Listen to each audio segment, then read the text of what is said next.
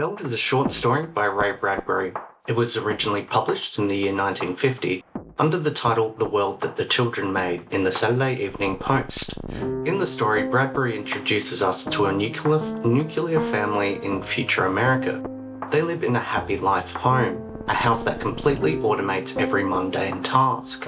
It also features the nursery, a room that can conjure any virtual world you can think of.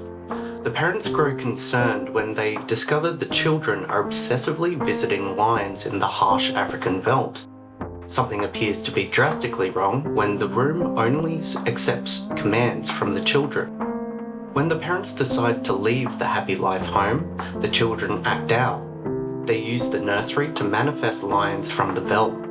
The lions kill their parents and they get to stay in Africa. The Veldt is a cautionary tale about our reliance on technology. It explores themes of family, dissatisfaction, and of course technology. My design concept is for the nursery door, the gateway to the children's world. The door is a device that limits the character's control over their respective situations. The door is first locked by the parents to keep the children out. At the end, it is locked by the children, which trap the parents with the lions. The nursery door helps us illustrate the switch in power and control of the characters. While Bradbury's description of the technology can be confusing, he does hint to some important details and facts vital to the narrative, all of which shaped my design.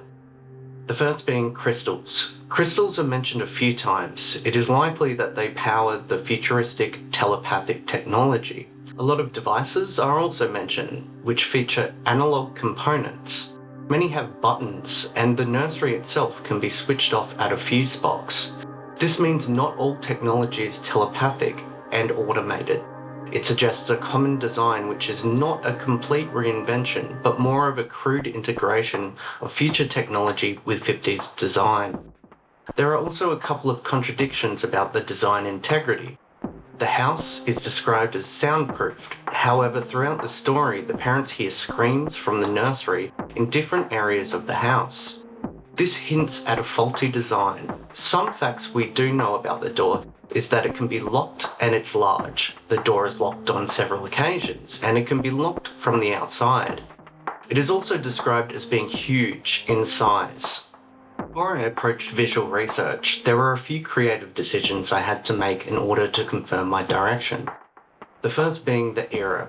I chose the year 1980 as it explains why a lot of analog technology is still present in a world where telepathy exists.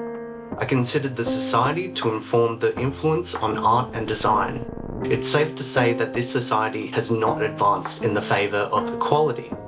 The nuclear family thrives. There have been no gender or racial movements, and there is severe wealth inequality, which means art movements like pop art, which challenge the traditional, did not occur.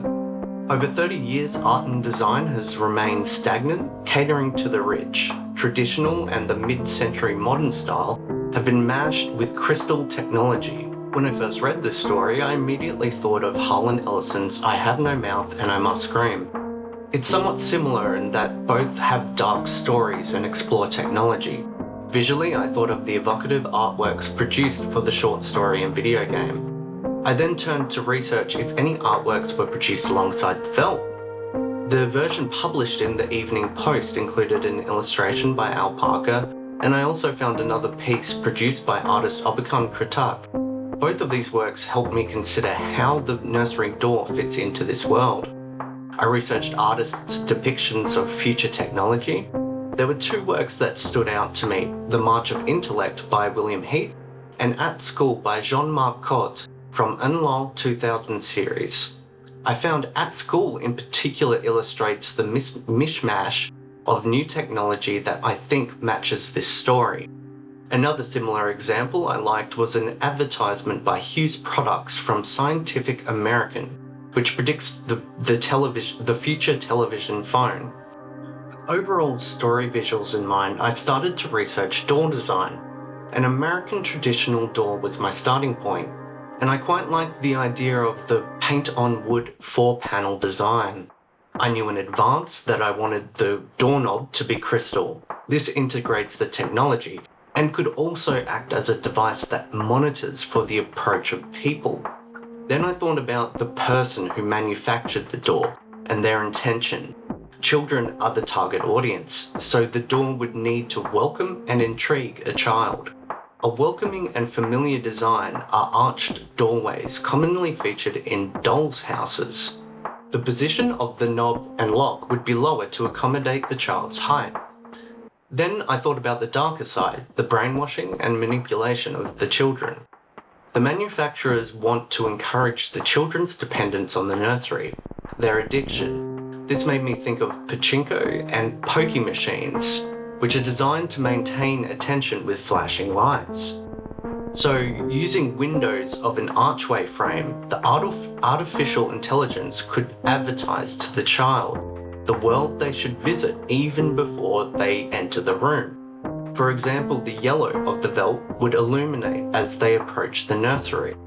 So, here's my design for the door to the nursery. I used 3ds Max and Unreal Engine. I chose purple because it's a friendly colour. It complements the colour yellow, and it's associated with fantasy in film colour theory. The texture of the door requires work. The paint on wood texture isn't really coming through. The crystal knob has been positioned lower. A cool accident happened with the 4-panel design. When I repositioned the gap to align with the knob, it looked even more like the Antichrist symbol. I added a second deadbolt lock, as I think it adds another level of evil to the design. I think that it hints that the manufacturers knew that either people would be locked in, or something would materialise and try to leave the room. With the windows, you can see the white light emitting through, but these are actually lights made to look like windows. On the other side, we can see that there are no framed windows. This is intentional. It allows the door to be utilised for further manipulation. Say the parents want to see which world the children are visiting. On their approach to the nursery, it would emit the green lights of Rima's tropical forest when the children are actually in the veldt. This side is intended to blend entirely into the walls. I didn't get it quite right.